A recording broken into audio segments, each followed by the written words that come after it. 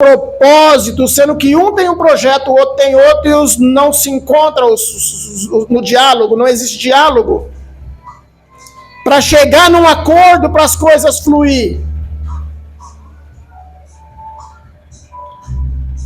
Vamos começar a falar sobre finanças.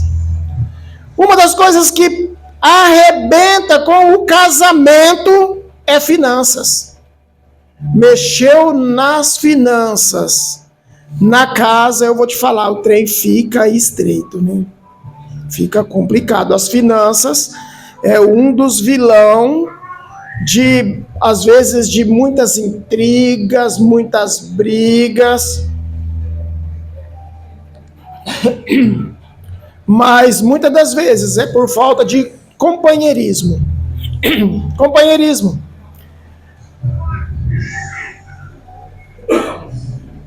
Nem sempre a esposa sabe quanto o homem ganha, quanto o esposo ganha, ou vice-versa. Muitos casais é assim, a esposa não sabe quanto que o esposo ganha, o esposo não sabe quanto que a esposa ganha, o esposo não sabe da dívida da esposa, a esposa não sabe da dívida do esposo, aonde que não era para ser assim, era para estar junto. O homem pega dinheiro, ele pensa em dar o mundo para a família. Ele pensa na família. A mulher, quando pega muito dinheiro, ela diz, não preciso de homem algum. Quantas vezes já ouvi isso? Não, eu ganho meu dinheiro, eu ganho bem, não preciso de homem, não. Aí às vezes está dentro de casa e humilha o marido. Não, eu não preciso. Tá com o marido, mas diz assim, tá ou não tá, para mim tanto faz, eu não preciso dele, eu ganho meu dinheiro, eu tenho a minha independência financeira. Tá errado. Tá errado. A mulher, quando ganha muito dinheiro, diz, não preciso de homem algum. O homem pega dinheiro e ele pensa na família, pois esse é o papel dele. A mulher pega dinheiro e às vezes é individualista, arrogante, não dá nenhuma satisfação para o marido do seu dinheiro, acha que é tudo obrigação dele. Mas se ocorre algum prejuízo, o prejuízo é do marido. O marido se vira com prejuízo. Mas quando tem algum lucro, é nosso. É complicado. Né? Mas esquece que estão os dois no mesmo barco. Os dois estão no mesmo barco. As coisas no casamento têm que ser acordadas, tem que existir acordo. Tem que existir acordo entre as partes. Tem que haver diálogo. Entendam bem, ó, a palavra do Senhor, ó. Segundo Reis, capítulo 4, versículo 8, diz assim: certo dia, Eliseu foi a Sunem, onde uma mulher rica insistiu que ele fosse tomar uma refeição em sua casa. Depois disso, sempre que passava por ali, ele parava para uma refeição. De modo que ela disse ao marido, olha lá, ó, olha lá, está falando de uma esposa dizendo que ela era rica. De modo que ela disse ao marido, sei que este homem sempre vem aqui, é um santo homem de Deus, vamos construir lá em cima um quartinho de tijolos e colocar uma cama, uma mesa, uma cadeira, uma lamparina, para ele, assim sempre que ele nos visitar, ele poderá ocupar aquele cômodo, aquele quarto. Entendam bem, a palavra do Senhor trouxe como uma mulher rica, mas era um casal rico, era uma família rica, era um casal. Ela não tinha filhos.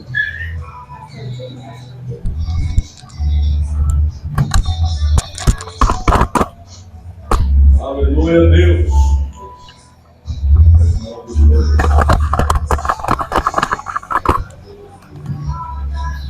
Glória a Deus.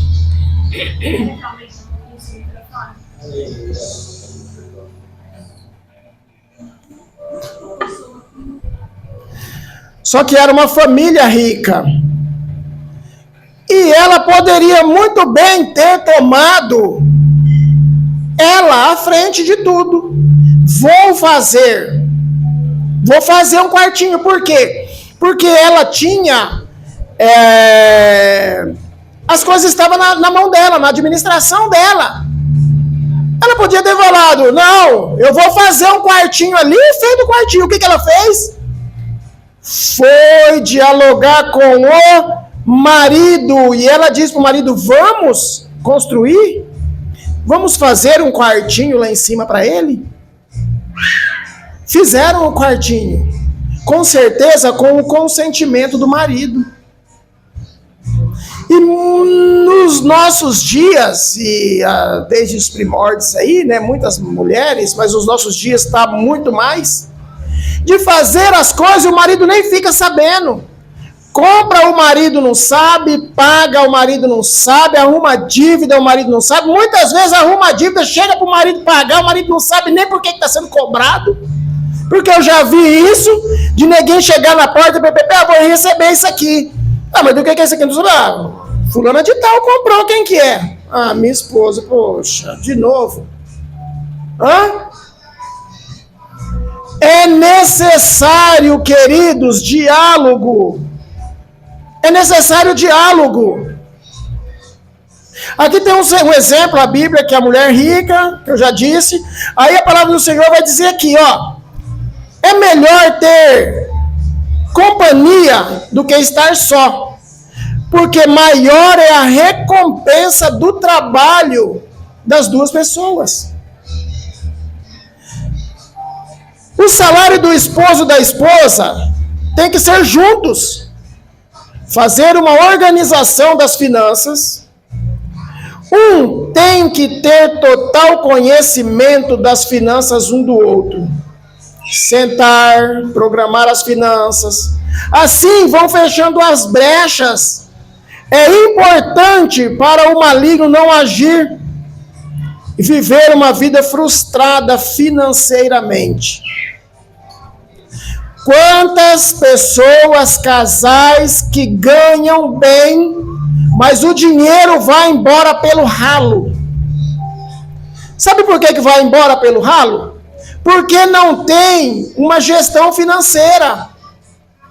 Não tem uma gestão financeira. O dinheiro é meu, faço do meu dinheiro o que eu quero. O outro pega, o dinheiro é meu, faço do jeito que eu quero. Não.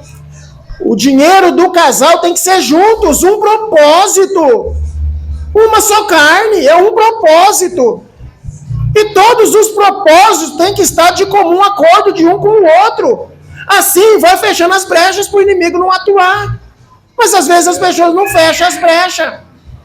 Não senta com o esposo e vai fazer um planejamento das finanças. Olha, esse mês vamos fazer isso. Vamos pagar isso, vamos colocar em ordem isso. Ah, sobrou tanto. Olha, a esposa, olha, eu precisava arrumar meu cabelo. Será que vai ter condições? Ah, vai, sobrou tanto. Beleza. Ah, Gislaine, esse mês não dá, a gente não pode deixar para o mês que vem, ou às vezes no pagamento a gente não pode deixar para o Vale, porque no Vale temos isso. Aqui no Vale já dá, mas agora complicou por causa disso. Imprevistos acontecem, às vezes acontece algum imprevisto que você tem que remanejar alguma coisa. Porém, está andando junto. Agora, quando está tudo separado, eu volto a dizer, porventura pode andar dois por um mesmo caminho sem um comum acordo? Não tem. É a mesma coisa, vamos pegar um exemplo aqui, pro lado de Minas ali, acho que Goiás tem muito, aqueles carroção de boi, arado, ara com boi. Vamos colocar, põe ali uma junta de bois, são 2 bois puxando uma carroça, ou 2 bois puxando um arado para arar a terra. Aí um quer ir para a direita, o outro quer ir para a esquerda, um puxa para a esquerda, o outro puxa para a direita. O que vai acontecer? Não vai vingar a situação, não vai arar a terra, não vai puxar carroção, vai quebrar o trem tudo, vai desgramar com o trem tudo, não vai fluir. Mesma coisa é o casamento quando é um para a esquerda, um para a direita. Não vai fluir, gente. É muito simples.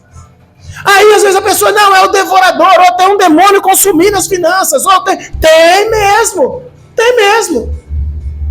Às vezes, o demônio da própria organização é desorganizado. E é onde o demônio entra e faz o que faz. Por quê? Por causa de organização do próprio casal, diálogo, entendimento, comum acordo. É necessário ter, ou tenha, ou vai quebrar a carroça. Não vai arar a terra. Não vai fluir. Não vai fluir. Gestão financeira no casamento é importantíssimo. Ter acordo entre as partes em tudo que for relacionado a finanças é importantíssimo para o crescimento financeiro do casal.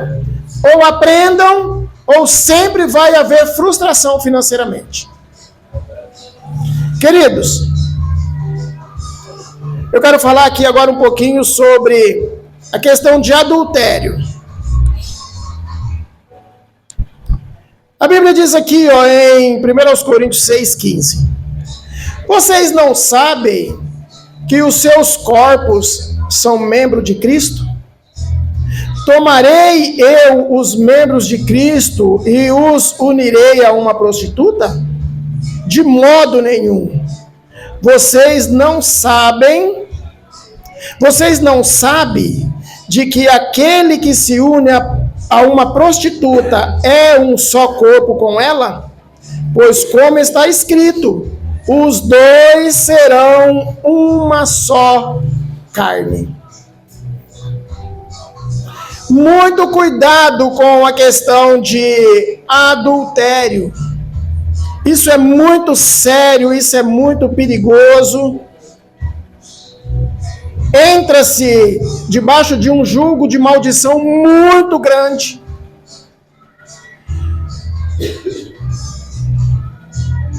Eu sempre costumava dizer que não existia pecadinho ou pecadão. Que todos os pecados estavam numa linha.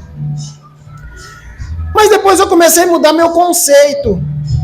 Que eu li, se eu não me engano, em Números. Quando o povo do deserto, eles fazem aquele bezerro de ouro para adorar. E aí o Senhor diz que eles cometeram um grande pecado. Pecado da idolatria. Então, eu comecei a refletir. Se existe um grande pecado, pecado da idolatria, possa existir o médio e o pequeno pecado. Tirando o pecado da blasfêmia, que é um pecado que a Bíblia relata que não tem perdão. Agora, eu também venho imaginar, isso é uma conjectura minha, que o pecado de adultério também é um grande pecado. É um grande pecado. Tanto é que existe aí certas igrejas que diz que é um pecado imperdoável.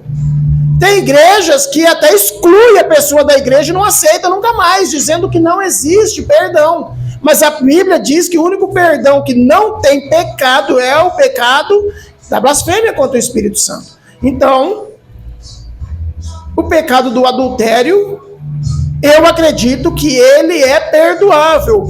Porém, nós temos que pensar muito e fugir disso. E fugir é muito perigoso. Por quê? Vejam bem. Nós cristãos, nosso corpo santo. Aí, de repente, comete um adultério com uma macumbeira. Aí você, com o seu corpo santo, vai tornar um só corpo com ela. O que vai vir dela para você? Como vai ficar a sua vida? Aí, às vezes, traz situações complicadíssimas. Por quê? Porque a maldição que você herdou dela é coisa terrível. Às vezes, ela herdou um bem de você. Mas você herdou uma maldição dela, porque você formou-se um só corpo com ela. Então nós, cristãos, casados, temos que correr. A qualquer indício de alguma coisa, corra. Porque estar debaixo de jugo de maldição dessa natureza é complicado. Mas o homem que comete adultério, ele não tem juízo. Todo aquele que assim procede, a si mesmo se destrói. Olha lá. Traz o quê? Destruição. Ele é destruído, por quê? Porque ele pega maldição para si. Pega maldição para si. Formando um só corpo. Existem pessoas aí que às vezes entra na igreja, comete adultério, aí sai, aí de repente volta, comete adultério, sai. Às vezes nós vemos pessoas que nunca conseguem mais firmar dentro da igreja, por causa de maldição que adquiriu, e não tem os olhos espirituais abertos para fazer uma quebra desse tipo de maldição. Até se esforça, vem, mas daqui a pouco cai de novo. Aí volta, mas daqui a pouco cai de novo. Para nós pastores, é bom ter certas observâncias, ter visão, porque às vezes precisa fazer um trabalho de quebra de maldição, esse tipo de maldição. Porque vive debaixo de um jugo de maldição. A própria pessoa se destruindo. Queridos, temas um pouco complicados. Masturbação. Masturbação é pecado? Queridos, a masturbação é pecado. É pecado. Olha o que diz Mateus 5:27. Vocês ouviram o que foi dito? Não adulterarás? Mas eu lhes digo, qualquer que olhar para uma mulher para desejá-la, já cometeu adultério com ela no seu coração. Mas para que venha a se masturbar, tem que ter inspiração.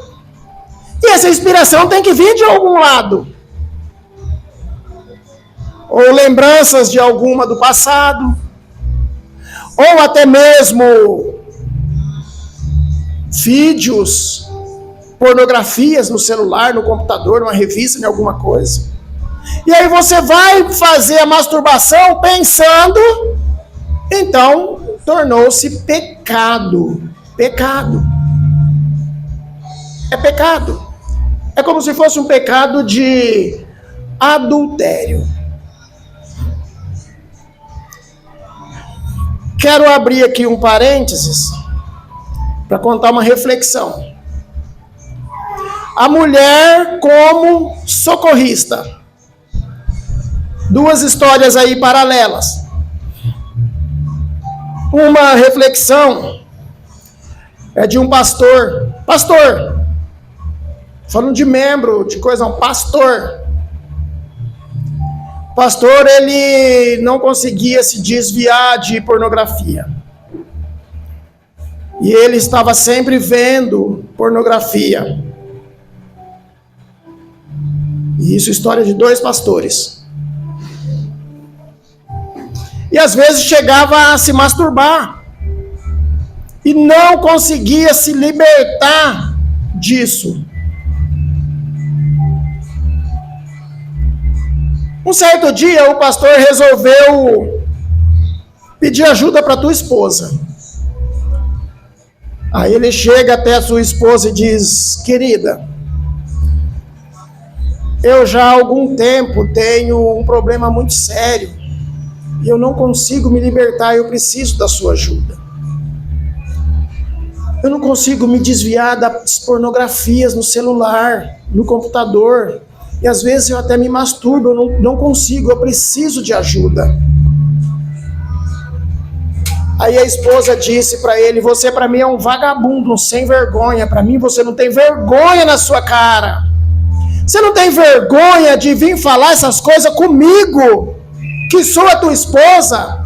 Se eu fosse você, eu teria o mínimo de vergonha e consideração.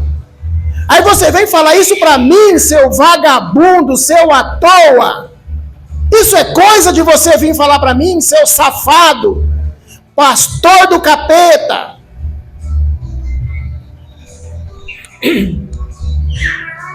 O pastor foi pedir ajuda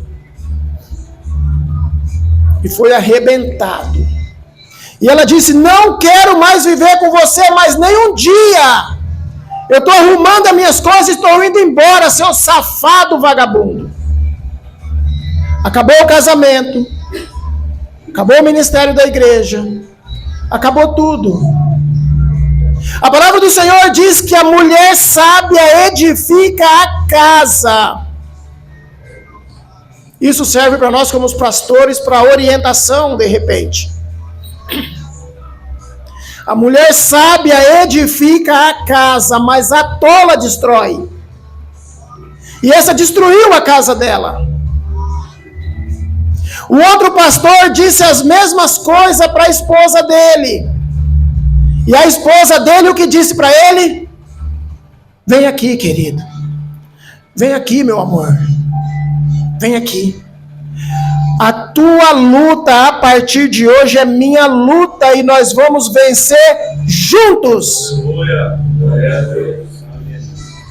Nós vamos vencer juntos. Olha a socorrista em ação. Estava socorrendo o aflito, porque ele estava aflito de coração. Não sabia como falar para alguém, não sabia como desabafar para alguém, porque ele era pastor. Não entendia, não sabia como falar, pensando no julgamento com que iriam julgá-lo. Ele foi no lugar certo. Ele foi no lugar certo. Porém, a pessoa não sabia que ela era a pessoa certa para ouvir aquilo. Vocês, mulheres, têm que saber a posição de vocês. Vocês têm que saber a posição de vocês. A partir de hoje, vocês estão sabendo que vocês é socorrista. Vocês socorrem o marido. Se for necessário carregar o marido no colo, vocês têm que carregar. Foi para isso que Deus os constituiu. E aquela mulher abraçou ele e socorreu ele. E disse: a partir de hoje, esta luta não é só sua, essa luta é minha. E nós vamos vencer juntos. Venceram a luta, continuou o ministério, continuou a casa e tudo continuou uma bênção. Sabe por quê? Porque o socorro chegou na hora certa. Glória a Deus, aleluia. Chegou socorro, o socorrista estava ali e socorreu. Sabedoria, saber a sua posição, saber o seu lugar. Ela sabia do lugar dela. Ela sabia que naquela hora ela precisava carregar ele no colo. Ela precisava socorrê-lo. E ela o fez.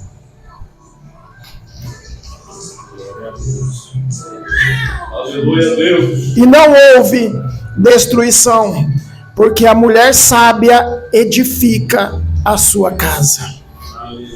Glória a Deus.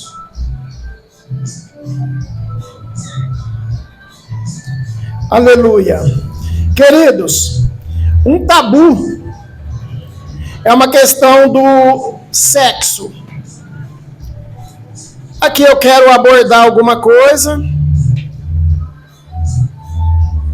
mas eu quero deixar aberto para todos vocês analisarem os pontos. E uma das perguntas é: o sexo oral é pecado? Segundo os sexólogos, mesmo os sexólogos cristãos que dão palestra para igrejas, grandes igrejas, diz que não. Sexólogos do mundo também diz que não. Porque considera o sexo oral não como sexo, mas como uma carícia, tanto quanto um beijo. na Bíblia não traz nenhum parâmetro para que possamos apresentar e dizer é pecado ou não é pecado. Aí cada um entenda, cada um peça orientação ao Espírito Santo, e o Espírito Santo vai orientando. Porque é difícil você trazer uma afirmação de uma coisa no qual você não tem parâmetros para chegar e falar. Uma outra pergunta. Sexo anal é pecado? Afirmam que não tem problema nenhum, diz que seja de consentimento mútuo, pois não tem nenhuma referência bíblica que aborda o assunto. No caso do sexo anal, a anatomia humana diz que o ânus é um órgão excretor.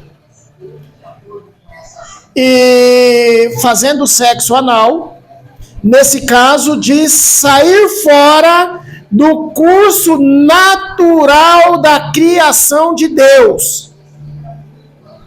Não se refere como pecado, nem que não é pecado, só que saindo fora do curso natural da criação de Deus. Analisem. Alguns defendem não ser pecados baseado em 1 Coríntios 7:3. O marido deve cumprir a seus deveres conjugais para com a sua mulher e da mesma forma a sua mulher para com o seu marido. A mulher não tem autoridade sobre o seu corpo, o próprio corpo, e sim o marido. Da mesma forma, o marido não tem autoridade sobre o seu próprio corpo, mas sim a mulher. Não se recusem um ao outro, exceto por mútuo consentimento e durante certo tempo, para que se dediquem à oração. Depois, unam-se de novo, para que Satanás não ostente, por não terem domínio próprio. Então, queridos, se abster de sexo somente em casos de ter um período de consagração a Deus, às vezes um período de jejum, às vezes tem pessoas que faz aí jejum 3, 4 dias direto, sem comer, sem beber, e também se abstém do sexo. Porém, a Bíblia diz que passou disso, é para ter um relacionamento sexual normal, para que não venha a ser tentado por Satanás. Queridos, a questão da intimidade no casal é muito sério. O casal tem que ter a intimidade, tem que ter o seu momento. A mulher não pode se negar ao marido, o marido não se negar à esposa. Mas tem muitas que usam até como moeda de troca. Eu faço, mas se você fizer isso, se você não fizer, eu não faço. Tem que eu já vi. Tem que eu já vi. Irmã, crente. Eu só faço se você fizer isso, isso, isso. Se você não fizer, eu não faço. Aí o marido, para ter, vai lá e faz. Mas a Bíblia está dizendo que não é para se abster, para que Satanás não entre no meio e aí venha trazer complicações. Queridos, nesse caso de sexo anal, por exemplo, não tem essa questão da anatomia, que sai fora dos projetos aí natural da criação. Mas a palavra do Senhor diz assim, ó, não havendo lei, não há transgressão. Porque a transgressão nada mais é do que infligir uma lei, ou o não cumprimento da lei. Porém, Gálatas 5,19 diz assim, ora, as obras da carne são manifestadas. 2 pontos. Imoralidade sexual, impureza, e libertinagem. Aí cabe o quê? O entendimento do que Paulo havia dito. O que é imoralidade sexual? O que é libertinagem? O que se refere à impureza no relacionamento? Então, queridos, fica aí esse diálogo. Cada um ora, fala com Deus, busca na palavra, porque eu não sei dizer o que é, o que não é, e quando não tem parâmetros bíblicos, eu não vou colocar a minha opinião. Os irmãos podem colocar suas opiniões individuais e haja conforme aquilo que o Senhor colocar no coração de cada um. Amém? Amém. Queridos, esse foi o nosso estudo de hoje. Estamos finalizando. Agradeço a Deus pela presença de cada um.